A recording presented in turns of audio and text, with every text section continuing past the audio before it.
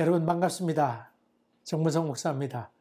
주일을 맞이해서 하나님의 은혜가 여러분 가정과 여러분 삶 위에 함께 하시기를 간절히 기원합니다. 기도하겠습니다. 은혜로우신 아버지 하나님, 이 코비드로 인해서 우리가 이렇게 인터넷으로 예배를 드릴 수밖에 없는 상황 가운데 있는데 하나님이여 속히 이 어려움을 지나가게 하여 주시옵시며 또 이런 가운데서도 마음에 참된 기쁨과 하나님의 평강을 체험하고 간증을 쌓아가는 복된 시간 되도록 은혜를 베풀어 주시옵소서. 예수님 이름으로 기도하옵나이다. 아멘. 오늘 우리에게 주신 하나님의 말씀은 마태복음 13장 1절부터 9절까지입니다. 제가 여러분에게 봉독하겠습니다. 그날 예수께서 집에서 나가사 바닷가에 앉으심에 큰 무리가 그에게로 모여들거늘 예수께서 배에 올라가 앉으시고 온 무리는 해변에 서 있더니 예수께서 비유로 여러 가지를 그들에게 말씀하여 이르시되 씨를 뿌리는 자가 뿌리러 나가서 뿌릴새 더러는 길가에 떨어짐에 새들이 와서 먹어버렸고 더러는 흙이 얕은 돌밭에 떨어짐에 흙이 깊지 아니하므로 곧 싹이 나오나 해가 돋은 후에 타서 뿌리가 없으므로 말랐고 더러는 가시떨기 위에 떨어짐에 가시가 자라서 기운을 막았고 더러는 좋은 땅에 떨어짐에 어떤 것은 100배, 어떤 것은 60배, 어떤 것은 30배의 결실을 맺었느니라. 귀 있는 자는 들으라 하시니라. 아멘.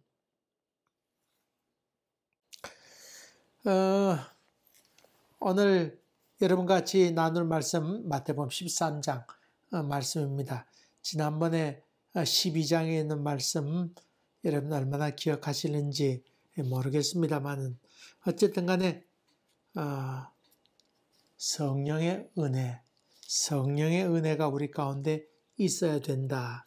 그런 말씀을 들었습니다. 오늘 같이 나눌 말씀은 또 씨 뿌리는 비유에 관한 말씀이죠. 1800년대에 홍경래난이 일어났지요. 그때 그 선천의 부사로 있었던 김익순이라고 하는 사람이 있었습니다. 이 사람이 그 관청의 관리로 있었는데 홍경래난으로 말미암아 너무 다들 험악하게 달려들게 되니까 항복하고 말았습니다. 이 일로 말미암아 행정을 맡은 사람이 항복하면 되겠느냐. 관가에 있는 사람이 그래 난을 진압해야 될 텐데 오히려 항복하면 되겠느냐. 그래서 그 집안이 그만 망하고 말았습니다.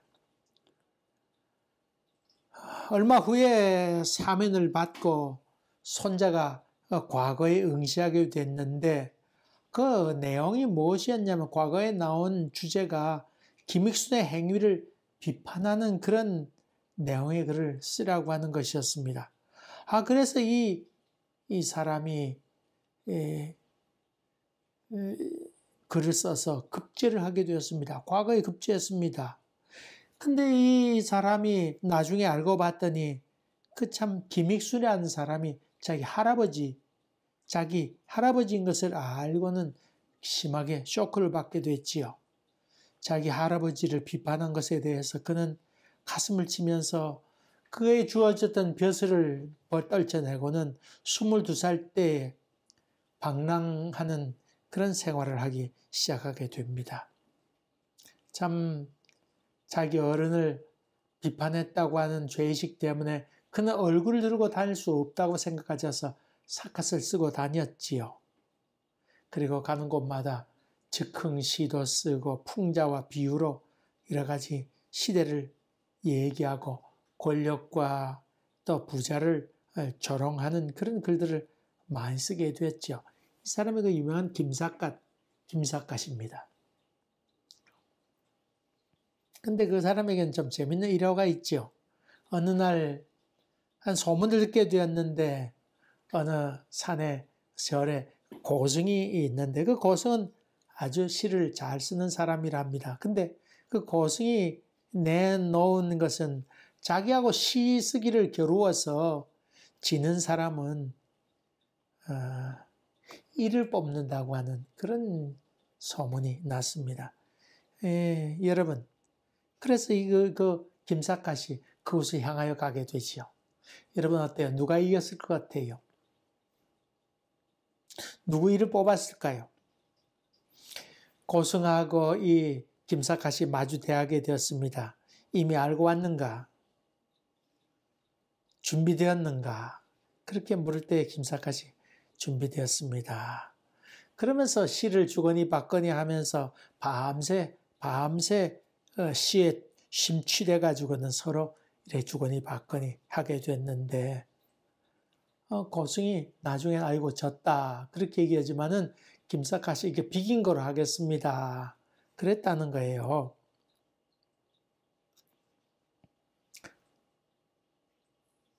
근데 전해지는 말에 의하면 그 고승은 연세가 너무 많이 들어서 이가 홀랑 다 없어서 더 뽑을 리가 없었다고 그렇게 말이 전해져 오고 있습니다. 이 뽑는 것을 통해서 이 뽑는 것을 이제 걸고는 시 겨루기 하게 되는데 이야기를 들은 이 김삿갓 그리고 고승의 말을 그대로 여러분 믿었습니까? 아니면 참 우습게 되겠다 그런 짐작을 했습니까? 이 이야기를 들은 사람은 가슴을 쪼이면서 누구의 이가 뽑혔을까 그렇게 생각했을 겁니다만은 사실 김삿갓이나 그 고승이나 이미 이야기를 듣는 순간에 이 김삿갓도 이 고승이 정말 이를 뽑으려고 하는 것이 아니로구나 하는 것을 이미 그 김삿갓은 알은 거지요. 다시 말하면 시를 즐기는 사람이니까 스님이니까 서로 이야기를 하고 대화를 하고 싶어 하는구나. 그렇게 한 것을 당장 알아챘죠.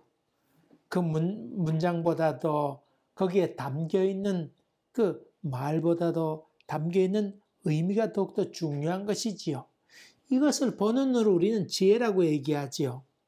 일반적으로 무슨 스님이 입뽑기 시겨루기를 하는가 참 말세다. 스님이 타락했으니 저런 것을 걸고 내거는구나 이야기하는구나. 그렇게 사람들이 얘기하기 쉽습니다만 아닙니다.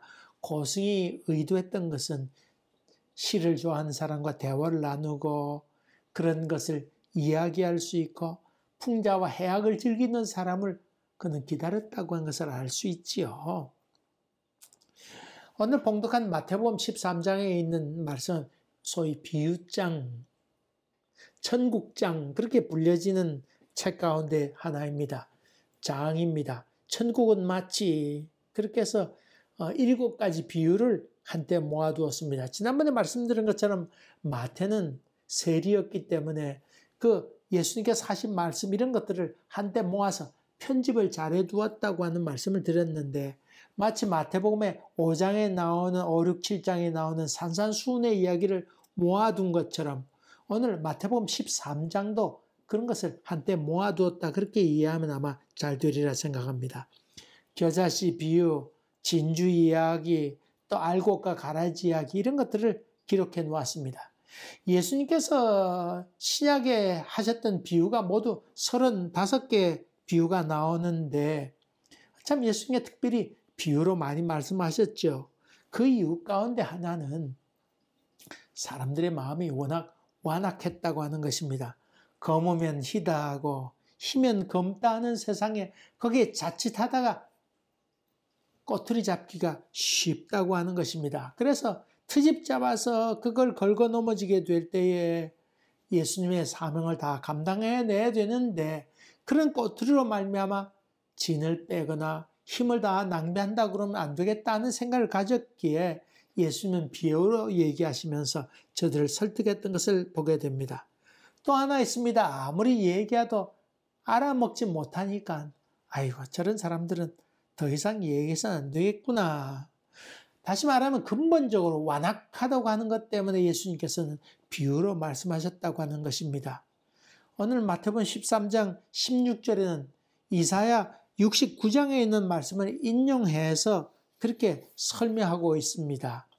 오늘 그 13장 11절부터 15절까지 잠깐 제가 봉독하겠습니다. 대답하여 이르시되 천국의 비밀을 아는 것이 너희에게는 허락되었으나 그들에게는 아니 되었나니 무릇 있는 자는 받아 넉넉하게 되되 없는 자는 그 있는 것도 빼앗기리라. 그러면 내가 그들에게 비유로 말하는 것은 그들이 보아도 보지 못하며 들어도 듣지 못하며 깨닫지 못함이니라. 이사야의 예언이 그들에게 이루어졌으니 일렀으되 너희가 듣기는 들어도 깨닫지 못할 것이요 보기는 보아도 알지 못하리라. 이 백성들의 마음이 완악하여져서 그 귀는 듣기에 둔하고 눈은 감았으니 이는 눈으로 보고 귀로 듣고 마음으로 깨달아 돌이켜 내게 고침을 받을까 두려워함이라 하였느니라. 고침을 받을까 두렵다. 이 말귀를 알아먹어서 고침받기를 두렵다. 이 말씀을 여러분이 들으면서 야 하나님 너무한 것 아닌가? 하나님 마음이 그렇게 좁은가? 편협하신가? 저들이 말씀을 듣고는 회개하고 돌이키면 좋으련만 저들이 고침을 받게 두렵다고 하는 이 이사야 69장에 있는 말씀은 너무 하나님 마음 편협하게 이야기한 것 아닌가? 꺼져가는 등불도 끄지 아니하시는 하나님이 고침받는 게 두렵다고 하는 말이 뭔가? 그렇게 질문할 수 있습니다만은 이 말씀 뒤집어 놓고 생각하면 저들이 너무나 완악해서 오죽했으면 팍팍한 마음 가운데 저들이 도무지 저래가지고 구원받을 게로다 차라리 깨닫지 못하는 게 낫겠다. 그런 거에 안타까움의 이야기지요. 여러분 그 옛날 정태기 목사님 어릴 때 초등학교 때 운동회 가게 됐는데 어머니가 거기 멀리 운동회 하는 것을 보러 왔답니다. 이 정태기 목사님이 어릴 때 달리기를 했는데 꽁말이 했대잖아요. 그걸 보고 어머니가 나가 죽으라고 그런 말 했대잖아요. 운동회 때마다 늘 괴로웠다고 그래요. 엄마가 나가 죽으라는 말. 나가 죽으란 말은 진짜 나가 죽으란 말이에요. 아니면 더 열심히 좀 해보지 않은 안타까운 마음이에요. 나중에 정태기 목사님이 미국 가서 은혜를 받고 그러면서 자기 어머니가 했던 말이 자기를 증오하는 말이 아니고 깊은 사랑에서 안타까움에서 한 말이라는 걸 알고는 통곡하며 울게 되지요. 울게 됩니다. 그것이 어머니의 사랑. 어릴 때 내 동생이 있었는데 동생이 이렇게 말 듣지 않으니까 아버지가 너 집 나가라고 그렇게 얘기했으면 들어오지 말라고 집에 들어오지 말라고. 그럴 때 정말 내 동생이 나갔어요. 평택에 있는 제 동생. 그래가지고 나갔는데 해가 조금 지려고 한데도 안 들어오니까 우리는 숨 죽인 듯이 누나하고 나하고는 숨 죽인 듯이 이렇게 숨어 있는데 아버지 오시더니 우리 보고 나쁜 놈들 하면서 동생이 안 들었는데 왜 찾아 나서지 않냐고. 난 또 나가 집 들어오지 말라고 그런 줄 알았는데 아버지는 집에 있는 우리를 보고 책망하시면서 아주 빨리 동생 찾으러 오라고. 집에 들어오지 말라고 하는 얘기는 집 나가라는 얘기가 아니고 사랑해서 한 말이로구나. 그것을 알게 되었지요. 오늘 봉독한 말씀 고침을 받을까 두렵다고 하는 말을 예수님께서 자기 이스라엘 민족을 향하여 깨달으라고 하는 그런 말씀이지요. 예수님께서 호숫가에 가시게 되었는데 배를 타셨습니다. 그리고 그 무리들이 모여들게 되었는데 그 사람들은 육지에서 서 있었다고 성경 기록하고 있지요. 무리들이 해변에 서 있었다 그렇게 기록합니다. 그런 거로 봐서 낮이었다고 하는 걸 알 수 있죠. 바람이 낮에는 햇빛을 뜨겁게 받아서 육지가 달궈지니까 공기가 가벼워질 것 아니에요. 그럼 공기가 위로 가면 바다에 있던 바람이 육지로 불게 되죠. 그러니까 예수님께서 배에 타시고 사람들은 육지에 이렇게 서서 예수님께서 말씀하시게 되면 바람 따라 이렇게 소리가 올라가게 되었다는 걸 알 수 있지요. 그래서 낮에 예수님께서 비유로, 씨 뿌린 비유를 말씀하셨습니다. 길가에 떨어졌다. 그랬는데, 길가에 떨어지게 되니까 새들이 다 먹어버렸다. 또, 흙이 얕은 돌밭에 떨어진 것이 있었는데, 흙이 깊지 않아서 싹이 나오지만 햇빛이 나게 되고 뜨거워지니까, 그만 타서 뿌리가 없어지고 말았다. 또는 또 가시떨기 있는데 떨어지게 됐는데 가시가 자라서 그것을 덮게 됐는데 기운이 그것을 막게 되었다. 좋은 땅에 뿌려진 씨가 있었는데 100배, 30배, 또 60배 열매 맺게 될 것이다. 귀에 있는 자들은 들으라. 예수님께서 이렇게 비유로 말씀하시게 되고 그리고는 이어서 아까 봉독한 말씀처럼 이어서 이제 설명하고 있는 장면이 있습니다. 비유를 들을 때 이 비유를 말씀을 들으면서 여러분이 이게 과학적이냐 아니냐 또 온갖 사건과 또 사연 다 연결지어서 모든 것에 다 적용시켜서는 되지 않습니다. 씨 뿌린 자가 있는데 왜 길가에 뿌리고 가시에 뿌리고 돌밭에 뿌리는가? 뿌리는 자가 똑바로 뿌리면 되지. 이런 얘기하는 질문하는 사람도 있습니다.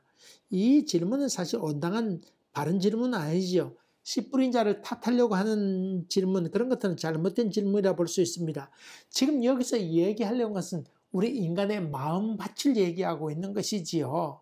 그러니까 똑바로 뿌리지 뭐 이런 얘기는 올바른 얘기가 아니라고 하는 것입니다. 다시 말하면 그 비유는 어떤 그 특정한 사건에 대해서 설명하기 위해서 쓴 비유이니까 거기에 맞도록 해석하는 것이 필요한 것이지요. 그러니까 예수님께서 비유로 말씀하셨다. 그렇게 볼 수 있죠. 첫 번째로 길가에 뿌린 게 아니고 성경에 보니까 길가에 떨어진이라고 했습니다. 아마 이렇게 뿌렸는데 거기에 떨어진 것 같습니다. 새가 와서 쪼아 먹었다. 여기 성경에 보니까 예수님께서 설명하기를 악한 자가 와서 뺏어갔다. 이 악한 자라고 하는 건 사탄을 의미하지요. 그렇게 해서 사탄이 와서 그 복음의 씨를 뽑아가 버리고 말았다. 그런 말이죠. 이걸 달리 얘기한다 그러면 영적인 무감각함, 그것을 얘기할 수 있습니다. 영혼의 감각이 없어서 사탄이 와서 쪼아가도 전혀 관심이 없는 삶을 의미하죠. 여러분, 나병 걸리게 되면 그 눈이 머는 경우가 있습니다. 눈에 무슨 바이러스가 들어가거나 나병이 눈을 멀게 하는 것, 그것 사실 아닙니다. 이 나병은 그 신경을 무디게 하는 것이죠. 끄트머리, 손끄트머리, 발가락 이런 끄트머리의 감각을 점점점 무디게 하지요. 그 눈동자 같은 경우 끄트머리니까 신경이 많이 있잖아요. 예민한데 신경의 감각을 잃어버리게 되는 겁니다. 여러분, 그러니까 이게 눈이 이렇게 있는데 눈 뜨고 있으면 건조해지잖아요. 건조해지게 되면 눈을 깜빡거려야 되는데 건조한 것을 느끼지 못하게 됩니다. 그러니까 눈을 깜빡거리지 못하게 되니까 그만 눈이 망박이 상하게 되어서 또 눈동자가 상하게 되어서 보지 못하게 되는 것이죠. 만약에 그렇다고 그러면 늘 그런 줄 알면 나병이 있는 걸 알게 되면 눈 쪽으로 이 시신경에 자꾸 문제가 생기거나 그러면 눈에 자꾸 이렇게 물을 자꾸 넣어주면 사실은 눈이 멀지는 않습니다. 어릴 때 읽었던 또 들었던 시 가운데 한하운의 시인, 한하운 나환자 아니었습니까? 그 시인이었는데 그분이 썼던 시가 지금도 기억에 남습니다. 소록도로 가는 길에 그만 돌부리를 잘못 차게 됩니다. 그런데 발가락 하나가 떨어져 나갑니다. 그런 시가 지금도 기억합니다. 어릴 때 그 얘기를 들으면서 너무 가슴이 아팠던 그 시가 지금도 생각납니다. 말초신경이 무뎌져서 도무지 느끼지 못하는 것. 그래서 눈을 깜빡여야 될 때 깜빡이지 못하게 되어서 결국은 눈이 멀게 되는 그런 일이 있게 되죠. 뜨거운 것 봐도 뜨거움을 느끼지 못하게 손이 타들어간데도 모릅니다. 그 나우엔이라고 하는 사람하고 어떤 안과 의사하고 글을 쓴 것인데 그 책 내용 가운데 그런 얘기 있습니다. 그 추운 겨울날 밖에서 이 문을 여는데 문이 잘 열리지 않습니다. 그런데 그 너무 차니까 손이 딱 들어붙을 거 아니에요. 그럼에도 불구하고 막 돌리려고 합니다. 보니까 밑에 피가 뚝뚝 떨어진데도 계속해서 문을 열려고 한다는 겁니다.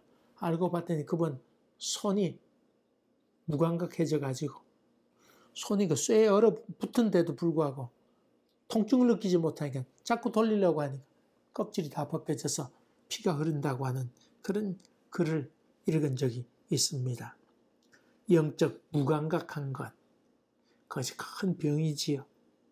성경에 예수님께서 곡을 하여도 울지 아니하고 피를 불어도 춤추지 아니하는 그런 패역한 세대라고 예수님께서 말씀하셨습니다. 작년입니까? 멕시코를 여행하게 되었는데 우리 가족들이 멕시코 가게 됐죠. 마침 독립기념일이라서 아주 파티하고 난리였습니다. 악단이 와서 그 호텔에서 연주를 하게 됐는데 다들 멀찍이 서서 구경하고 있었습니다. 제가 가까이 가서 그 멕시코 음악 중에 여러분 제가 좋아했던 노래 가운데 제비 따라라라라라라라 따라라라라라 그 제비란 노래가 있었는데 옛날 그 독립운동하면서 조국을 떠난 사람이 그리워하면서 불렀던 노래죠. 그래서 그 젊은 여자 가수가 있었는데 그 사람에게 그 노래를 아느냐고 물었더니 모른다고 그래요. 옆에 있는 나이 든 사람한테 물었더니 그 사람이 안다고 그래요.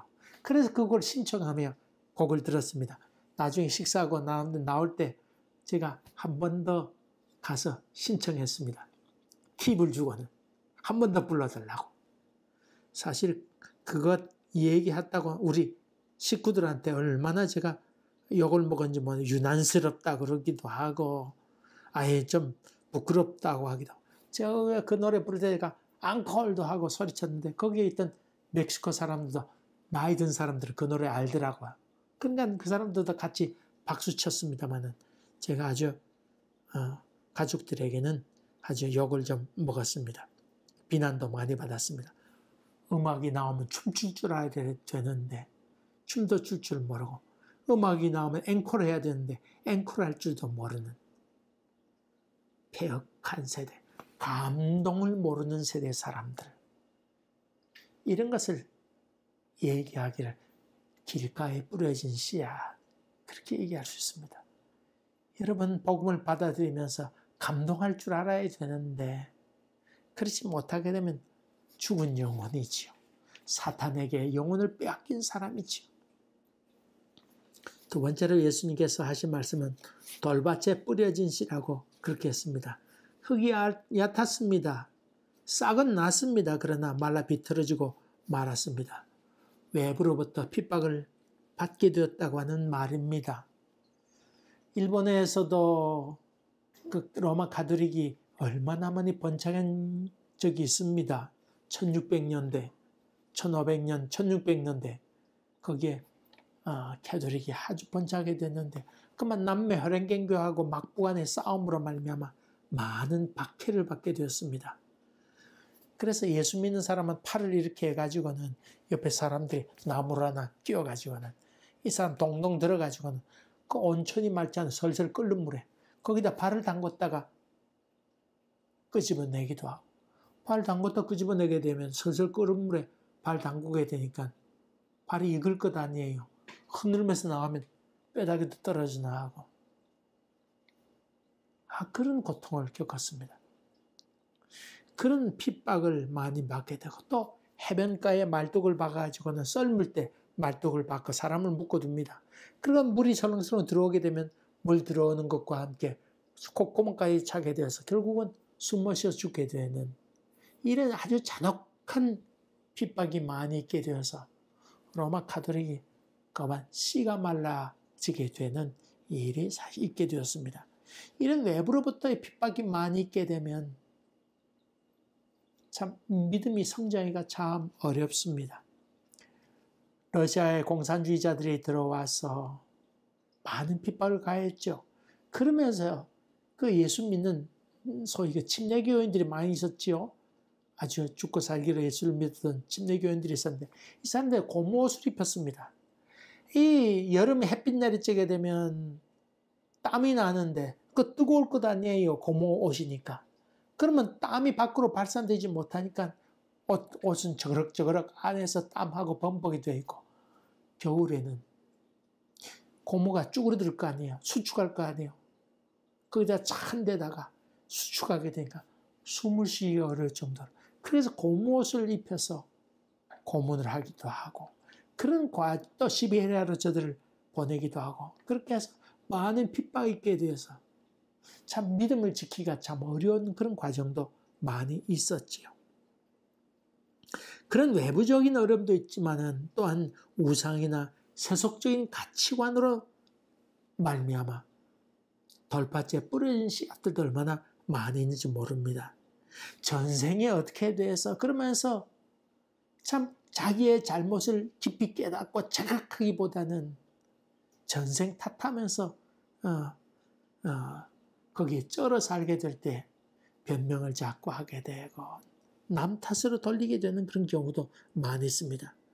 머리 검은 것은 거두는 게 아니다. 이런 그 속담이나 아니면 만든 말 이런 말들이 우리 머리에 꽉 사로잡혀서 그 말도 안 되는 얘기에 사로잡혀서 자기 영혼이 타들어가는 줄 모르고 그렇게 살아가는 사람도 얼마나 많이 있는지 모릅니다.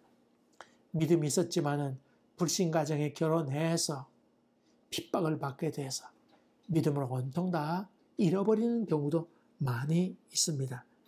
돌밭에 뿌린 씨앗이 바로 그런 것이었습니다. 예수님께서 세 번째 말씀하신 것은 가시덤불에 있는 것이다. 뿌려진 것이다. 가시덤불이 이렇게 빨리 속 자라게 되고 잎이 무성하게 되니까 그만 기운이 이 새싹을 덮게 되어서 어려움을 겪게 되었다.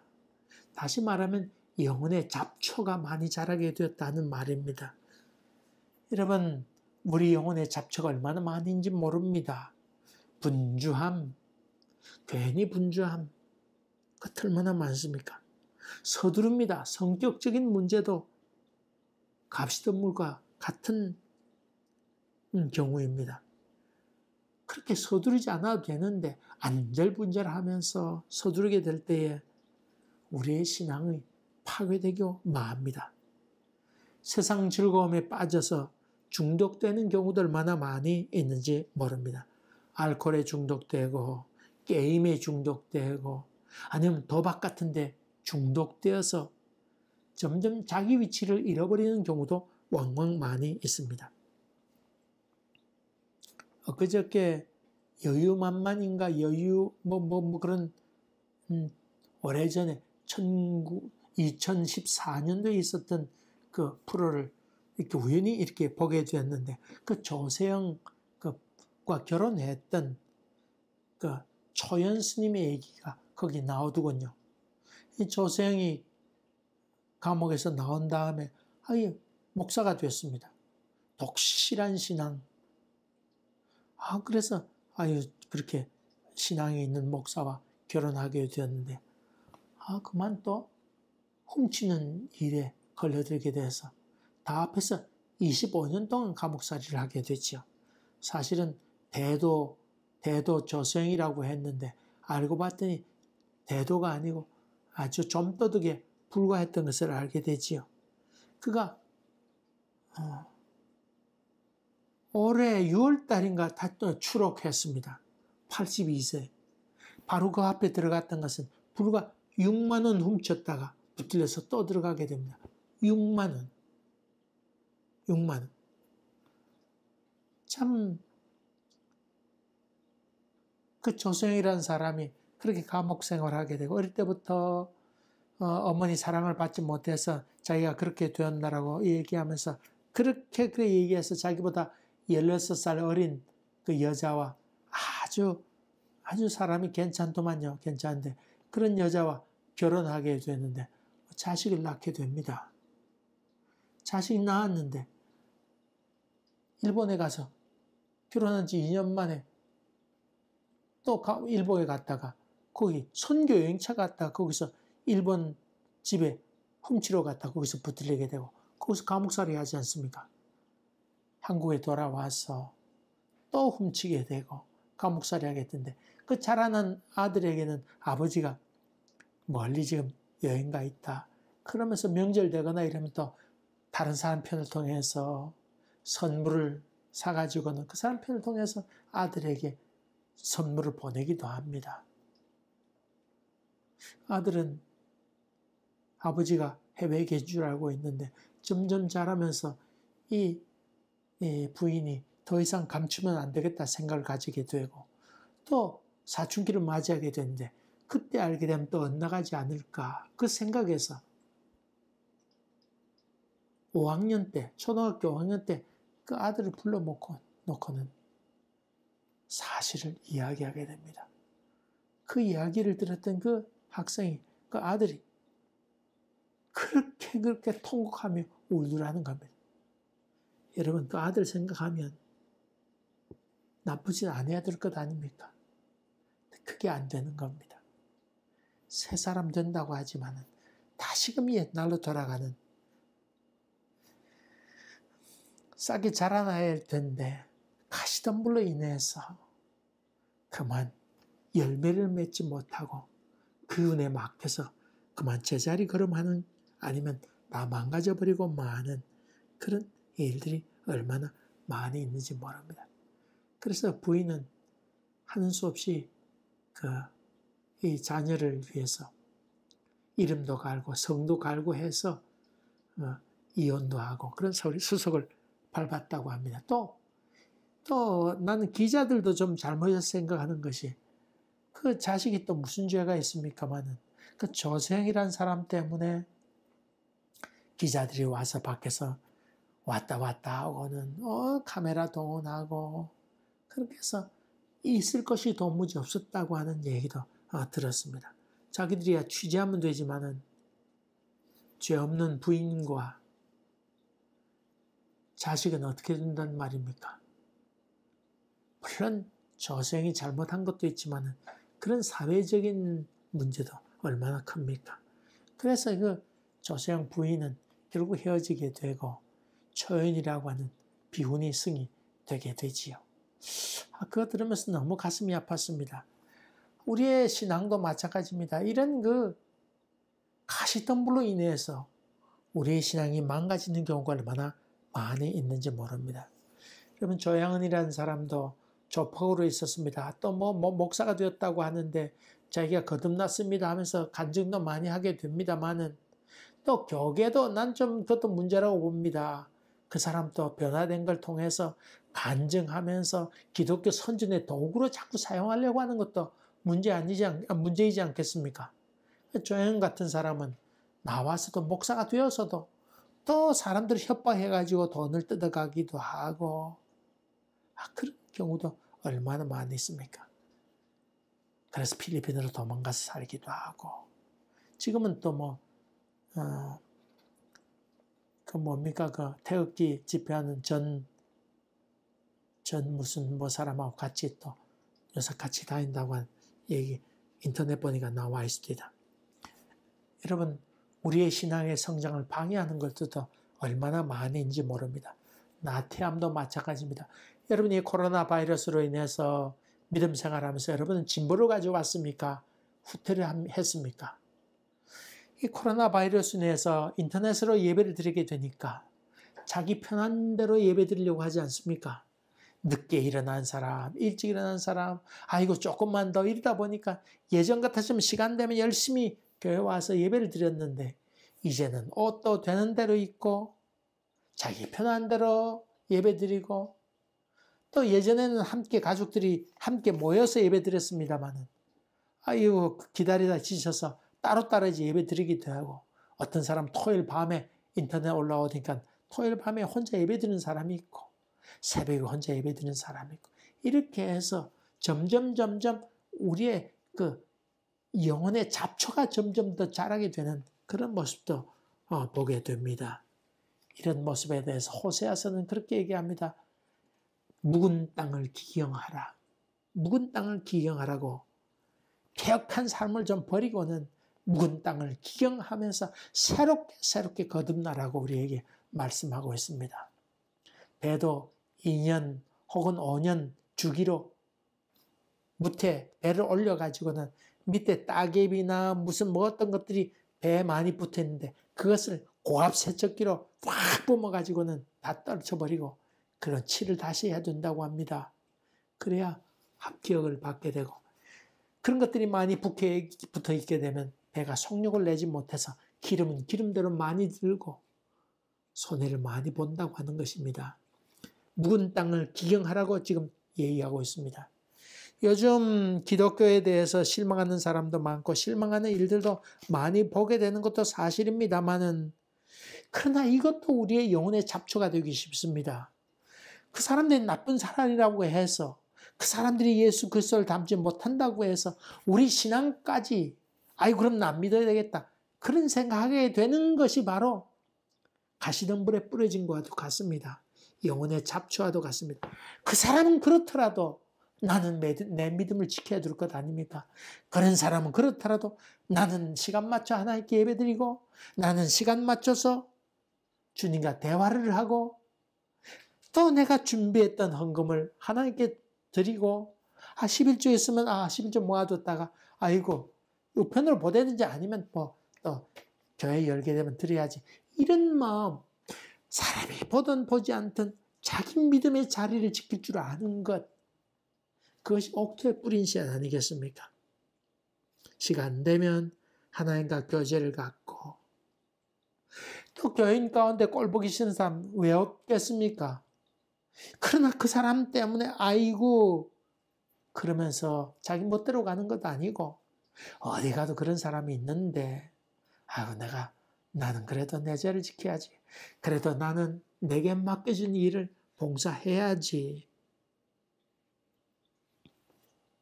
어떤 형편이든지 여전히 예수를 닮아가려고 하는 진지한 노력하는 것, 그것이 꼭 필요한 것이지요.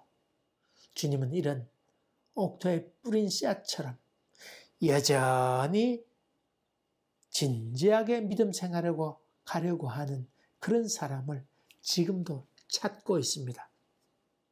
바로 천국은 그런 사람들의 것이라고 오늘 이야기하고 있습니다. 사랑하는 교회 여러분, 코로나 바이러스 핑계대지 말고 여러분은 여러분의 믿음의 경주를 잘 해나가셔서 여호와는 내 깃발이라고 여호와께 찬양 돌리는 간증을 많이 쌓아가는 축복된 삶이 여러분의 삶으로 이어져 가기를 주의 이름으로 간절히 기원합니다. 기도하겠습니다. 은혜로우신 아버지 하나님,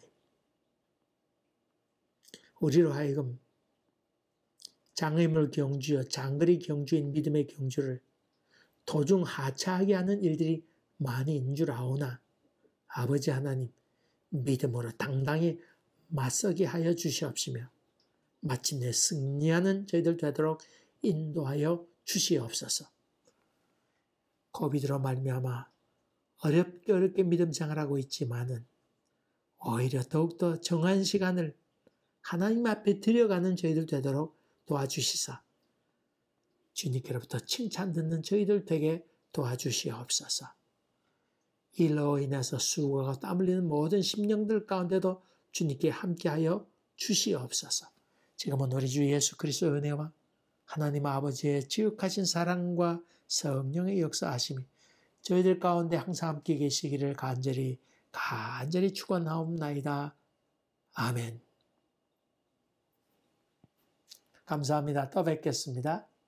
하나님의 은혜가 함께하기를 기원합니다.